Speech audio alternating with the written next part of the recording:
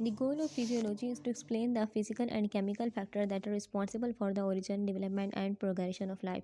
क्या मतलब हुआ इस बात का मतलब ये हुआ हमारे पास कि जो फिजियोलॉजी है उसका मकसद ये है कि किसी भी ज़िंदा ऑर्गेनिज्म, चाहे हम प्लांट को ले लें चाहे एनिमल को ले लें, सारे ज़िंदा ऑर्गेनिज्म है ना, तो उनका हमने समझना है कि वो किस तरीके से डेवलप हो रहे हैं, यानी कि किस तरीके से वो बढ़ रहे हैं, किस तरीके से उनकी ज़िंदगी बढ़ रही है, उनकी ग्रोथ हो रही है, सब कुछ हम समझते हैं फिजियोलॉजी में। ठीक है, चाहे वो एक बड़ा दरख्त की हम एग्जाम्पल लें, चाहे हम एक कॉम्प्लिकेटेड इंसान की एग्जाम्पल लें कि इंसान किस तरीके से बढ़ा है, या फिर हम सबसे बेसिक लेवल पे जाएं, जैसे कि हम वायरस को देखें। वायरस भी तो एक ऑर्गेनिज्म है ना, लिविंग ऑर्गेनिज्म ना सही, लिविंग और नॉन लिविंग के बीच में आता है, लेकिन ऑर्गेनिज्म तो है। ठीक है, तो हमने वायरस को स्टडी किया, या फिर हमने प्लांट को स्टडी किया, हमने एनिमल को स्टडी किया, हमने इन तीनों के बारे में देखा वो किस तरीके से बढ़ रहे हैं, किस तरीके से उनकी डेवलपमेंट हो रही है, सब कुछ हम स्टडी करते हैं फिजियोलॉजी में।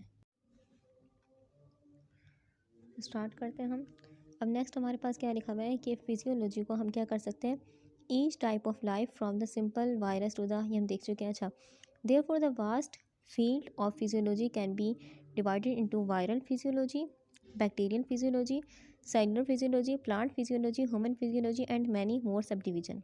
ठीक है, अच्छा, फिजियोलॉजी को हम अलग अलग कैटेगरीज में क्या कर सकते हैं, डिवाइड कर सकते हैं। जैसे कि हमने देखा है, हमारे पास लिखा हुआ है कि वायरल फिजियोलॉजी, इसमें हम क्या करते हैं, वायरस के बारे में समझते हैं कि वायरस किस तरीके से ग्रो कर रहा है, तो वायरस की स्टडी करते हैं। इसमें बैक्टीरियल फिजियोलॉजी में हम क्या करते हैं, यानी कि बैक्टीरिया की शक्ल देखते हैं, बैक्टीरिया किस तरीके का, बैक्टीरिया का स्ट्रक्चर देखते हैं, बैक्टीरिया के फंक्शंस देखते हैं, बैक्टीरिया किस तरीके से काम कर रहा है। ठीक है, नेक्स्ट हमारे पास है सेलुलर फिजियोलॉजी। इसमें हम क्या देखते हैं, हम देखते हैं हमारे पास जो हमारी बॉडी का बेसिक चीज़ है वो क्या है, बुनियादी चीज़ सेल है। तो हम सेल के बारे में देखते हैं कि सेल किस तरीके से काम करे, सेल का फंक्शन किस तरीके से, सेल को समझने की साइंस को हम क्या कहते हैं, सेलुलर फिजियोलॉजी। नेक्स्ट हमारे पास है प्लांट फिजियोलॉजी। प्लांट फिजियोलॉजी हम क्या करते हैं, इसे हम देखते हैं कि पौधों के अंदर क्या अमल हो रहे हैं, पौधों का प्रोसेस देखते हैं और उनके फंक्शन देखते हैं हम। ठीक है, नेक्स्ट हमारे पास है ह्यूमन फिजियोलॉजी। इसमें हम क्या देखते हैं कि इंसान की जो बॉडी है वो किस तरीके से काम करी है, उसके अंदर इंसान की बॉडी के अंदर जो केमिकल्स और फिजिकल फैक्टर्स ये ज़िंदगी के कितने ज़रूरी हैं, हम इनके बारे में स्टडी करेंगे। यानी कि इंसान की बॉडी में जो फंक्शंस हो रहे हैं उनको हम डिटेल से देखते हैं, उसको हम कहते हैं ह्यूमन फिजियोलॉजी।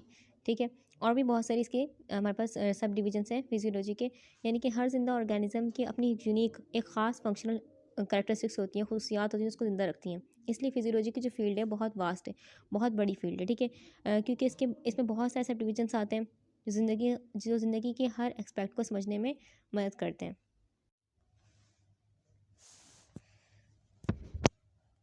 फिर लिखा हुआ है हमारे पास कि जैसे कि ह्यूमन फिजियोलॉजी हो गई, इसमें हम क्या देखते हैं, हम देखते हैं कि हम इंसान के जिस्म के अंदर जो निज़ाम है, जैसे कि हमारे पास डाइजेस्टिव हो गया, रेस्पिरेटरी हो गया, इन सब निज़ाम को समझते हैं, उनके काम को समझते हैं कि वो किस तरीके से काम कर रहे हैं। क्योंकि ये सारे सिस्टम जो हमारी बॉडी में सिस्टम है सब मिला के क्या करें, हमें ज़िंदा रख रहे हैं। ये सारे सिस्टम मिलके कनेक्टेड हैं, यानी कि आपस में इन सबका क्या है, कनेक्शन है। ठीक है, अब हमारा जिस्म जो है एक ऑटोमेटिक सिस्टम की तरह काम करता है, जो कि जैसे कि फॉर एग्जाम्पल हमें भूख लग रही है, तो भूख लगने पर क्या होता है, हम खाना ढूंढने में मदद करते हैं हमें। नेक्स्ट, अगर हम ठंड महसूस हो रही है तो हमारी बॉडी क्या करेगी, गर्मी की तलाश करेगी। और अगर डर महसूस हो रहा है, हमें डर लग रहा है, तो हमारी बॉडी क्या करेगी, खुद को महफूज जगह पर ले जाने की कोशिश करेगी। ये सब कुछ क्या है, एक नेचुरल निज़ाम की तरह, नेचुरल सिस्टम की वजह से होता है, और जो हर वक्त हमारे जिस्म को क्या करते हैं, बैलेंस और कंट्रोल रखने की कोशिश करता है। इसका मकसद ये होता है कि हमारी बॉडी जो है अलग अलग हालतों में क्या कर सके, खुद को ज़िंदा रख सके और एडजस्ट कर सके माहौल के हिसाब से। और हमारी बॉडी का बेसिक यूनिट है वो क्या है, सेल है। फॉर एग्जाम्पल हमारी बॉडी है, तो हमारी बॉडी किससे मिलकर बनी हुई है, बहुत सारे स्मॉल सेल से मिलकर बनी हुई है। ठीक है, तकरीबन हमारी बॉडी में 100 ट्रिलियन ऑफ सेल है, एटलीस्ट कम से कम ये हमारे पास अंदाज़ा है कि 100 ट्रिलियन ऑफ सेल हमारी बॉडी में है। हर सेल क्या होता है, हर सेल को अगर हम देखें तो हर सेल का अपने ख़ास काम करने का तरीका है, और उसकी स्पेसिफिक फंक्शन है, यानी उसका काम भी अलग अलग है और उसका काम करने का तरीका भी अलग अलग है हमारे पास। पहला सेल जो हमारे पास डिस्कस करेंगे वो है red blood cell. Red blood cell जो होते हैं हमारे पास, ये वाइट ब्लड सेल होते हैं, यानी कि रेड ब्लड सेल, आरबीसी। ये कैसे होते हैं, बेसिकली इनका काम ये होता है कि हमारी बॉडी में जो लंग्स हैं, ये लंग्स से क्या करते हैं, लंग्स से लेके आएंगे ऑक्सीजन, और उस ऑक्सीजन को क्या करेंगे, बॉडी के टिश्यूज़ तक पहुंचाएंगे। टिश्यूज़ किसको कहते हैं, कलेक्शन ऑफ सेल। तो यानी कि लंग्स से ऑक्सीजन लेके आएंगे और टिश्यूज़ तक पहुंचाएंगे।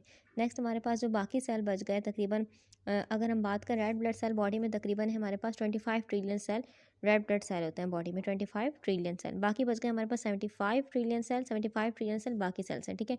उनमें वाइट ब्लड सेल आ रहे हैं, बॉडी के बाकी सेल्स आ रहे हैं, लेकिन आरबीसी 25 ट्रिलियंस होती हैं, ठीक है। तो हमारे पास बाकी जो सेल्स हैं उनका काम क्या होता है, ये सेल्स क्या करते हैं, रेड ब्लड सेल, उनके रेड ब्लड सेल से अलग फंक्शन होगा उनका, यानी कि ये लोग ये नहीं करेंगे कि ऑक्सीजन लेके आएंगे लंग्स से, ऐसा कोई काम इनका नहीं होगा, ये इनका काम होगा ऑर्गन का काम करना। फॉर एग्जाम्पल हमारे पास लंग है, तो लंग्स के अंदर अलग सेल से मिलकर बना हुआ है, लीवर अलग सेल से मिलकर बना हुआ है, तो ये सेल्स जो है इनका काम अलग है। इनका काम ये होता है कि ऑर्गन का काम करने में हेल्प करते हैं।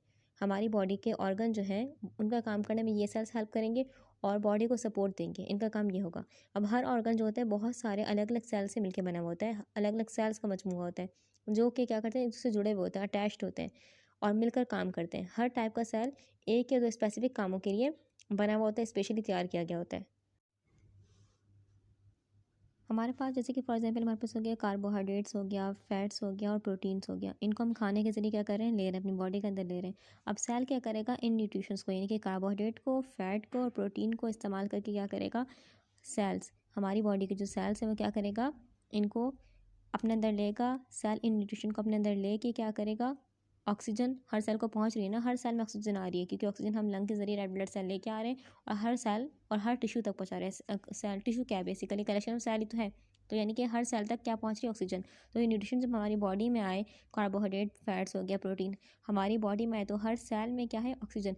ऑक्सीजन ने क्या किया, रिएक्शन किया इन न्यूट्रिशन के साथ, कार्बोहाइड्रेट और फैट के, प्रोटीन के साथ रिएक्शन किया, तो फिर क्या बना, ये बनी हमारे पास सेल के अंदर एनर्जी बनी। क्या बनी, सेल के अंदर एनर्जी बनी। अब ये एनर्जी जो होगी हर सेल के काम करने के लिए बहुत ज़रूरी होगी। जैसे कि सेल को भी तो ग्रो करना है, सेल को भी तो रिपेयर होना है। फॉर एग्जाम्पल अगर सेल डैमेज हो गए तो सेल को रिपेयर होना है, सेल की मूवमेंट हो रही है, सब कुछ, उसके लिए जो एनर्जी चाहिए वो कैसे बना रहा है, सेल खुद बना रहा है इन न्यूट्रिशन का इस्तेमाल करके और ऑक्सीजन का रिएक्शन करके, ठीक है, अपने लिए एनर्जी बना रहा है, ठीक है। अच्छा, हमारे पास यानी कि हम बोल सकते हैं कि ऑक्सीजन और खाने के जो न्यूट्रिशंस हैं उनका मिलाप करके सेल क्या बना रहा है, सेल के अंदर एक फ्यूल बन रहा है। फ्यूल यानी कि जिसको काम करने के लिए ज़रूरी चीज़ें वो बन रही है, ठीक है, जब ज़िंदा रखने में मदद करती है और काम करने के लिए बहुत ज़रूरी है, सेल के काम करने के लिए बहुत ज़रूरी है। नेक्स्ट हमारे पास है कि सब सेल क्या करते हैं, सब सेल के अंदर जो फंक्शंस हैं, फॉर एग्जाम्पल ये हमारे पास लीवर का सेल है, हमारे पास लंग का सेल है, यहाँ पास किडनी का सेल है। हर सेल को क्या चाहिए, हर सेल को एनर्जी चाहिए काम करने के लिए, तो हर सेल के अंदर कुछ बेसिक फंक्शन सेम होते हैं। फॉर एग्जाम्पल सारे सेल क्या करते हैं, न्यूट्रिशन को अपने अंदर लेते हैं और क्या करते हैं, ऑक्सीजन का यूज़ करके क्या करते हैं, अपने लिए बनाते हैं एनर्जी, ठीक है। तो ये सारे सेल यही काम करें, न्यूट्रिशन को अपने अंदर ले रहे हैं, ऑक्सीजन उनके अंदर पहले से ही है जो पहुंची है, क्योंकि हर सेल को ऑक्सीजन पहुंच रही है, तो वो अपने लिए क्या बना रहे हैं, एनर्जी बना रहे हैं, ठीक है। तो ये एक बेसिक फंक्शन हो गया कि हर सेल एनर्जी बना रहा है न्यूट्रिशन का यूज़ करके। नेक्स्ट हम बोल सकते हैं कि हर सेल, एक और फंक्शन भी सेम है हर सेल का, कि बेसिकली जो हर सेल है अपने जो केमिकल रिएक्शन के बाद उनमें जो कुछ वेस्ट प्रोडक्ट बन रहा है, कुछ वेस्ट बन रहा है, ये एंड प्रोडक्ट बन रहा है, तो उसे अपने सराउंडिंग के एरिया में रिलीज़ कर देगा। फॉर एग्जाम्पल उसने एनर्जी बना ली अपने लिए, फिर जो उसका वेस्ट प्रोडक्ट बना रिएक्शन के दौरान, ऑक्सीजन का रिएक्शन किया ना उसने, तो जो चीज़ वेस्ट बनी वो अपने सेल के बाहर वाले एरिया में फेंक देगा, ठीक है। उसे हम सराउंडिंग फ्लूइड बेसिकली कह सकते हैं। तो वो लगभग सारे सेल के पास क्या होता है, अपने जैसे नए सेल बनाने की खूबी होती है, ठीक है, जिसे रिप्रोडक्शन कहते हैं।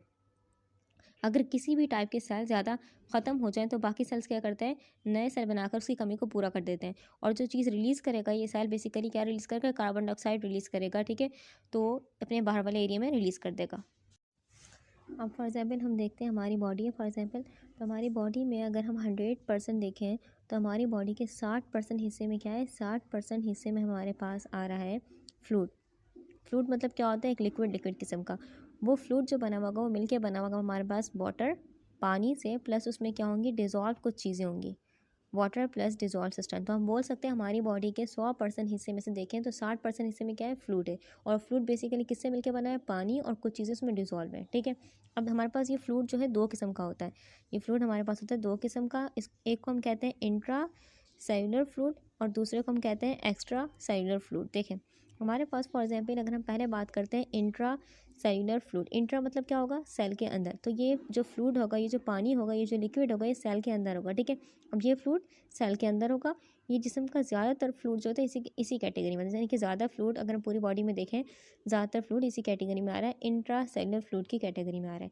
नेक्स्ट हमारे पास फ्लूइड होता है एक्स्ट्रा सेलुलर फ्लूइड, यानी कि एक्स्ट्रा सेलुलर फ्लूइड यहाँ लिखा हुआ है। इसका मतलब क्या होता है, इसका मतलब ये होता है, फॉर एग्जाम्पल ये देखें यहाँ पर हमारे पास लिखा हुआ भी है, ये रहा ये फ्लूइड। तो फॉर एग्जाम्पल अगर हम देखते हैं हमारे पास ये सेल है, ये सेल है, तो सेल के जो बाहर का एरिया हमें दिख रहा है इसको हम कहेंगे एक्स्ट्रा सेल्यूलर, ठीक है। और अगर यहाँ पानी आ गया या लिक्विड आ गया तो कोई हम बोलेंगे एक्स्ट्रा सेल्यूलर फ्लूइड, ठीक है। अभी जो फ्लूइड होगा ये सेल के कहाँ होगा, सेल के बाहर होता है। अब इसमें क्या होता है, ये जो एक्स्ट्रा सेल्यूलर फ्लूइड है बेसिकली किससे मिलकर बना होता है, ये मिलकर बना होता है, इसमें होते हैं आयंस, क्या होते हैं, आयंस होते हैं, जैसे कि कैल्शियम हो गया, मैग्नीशियम हो गया, ठीक है। आयंस होंगे और कुछ न्यूट्रिशंस होंगे इसमें, जैसे कि हमारे पास ऑक्सीजन हो गया, ग्लूकोज हो गया, अमाइनो एसिड हो गया, फैटी एसिड्स हो गए, ठीक है। और भी कई चीज़ें हो गई, ठीक है, जो सेल को ज़िंदा रखने के लिए ज़रूरी है, ठीक है। और सेल के काम करने के लिए ज़रूरी है, वो सेल के कहाँ होंगी, सेल के बाहर वाले एरिया में होंगी ये सारी न्यूट्रिशन वगैरह, ठीक है। आयंस भी होंगे, मिनरल्स भी होंगी जो सेल को सपोर्ट देंगी, ठीक है। अच्छा, अब इस फ्लूइड को हम इंटरनल इन्वायरमेंट भी कह सकते हैं, ठीक है, क्योंकि ये हर वक्त क्या करती हैं, हर वक्त बॉडी में सर्कुलेट करती रहती हैं। ये जो हमारे पास फ्लूइड है सेल के बाहर वाला, फॉर एग्जांपल ये सेल, तो सेल के बाहर एक जो फ्लूइड है एक किस्म का, ठीक है, जो हर सेल में गर्दिश कर रहा है हर सेल के बाहर, तो इसको हम कह सकते हैं बॉडी का क्या है, ये इंटरनल इन्वायरमेंट, क्योंकि ये सर्कुलेट कर रहा है पूरी बॉडी में, ठीक है।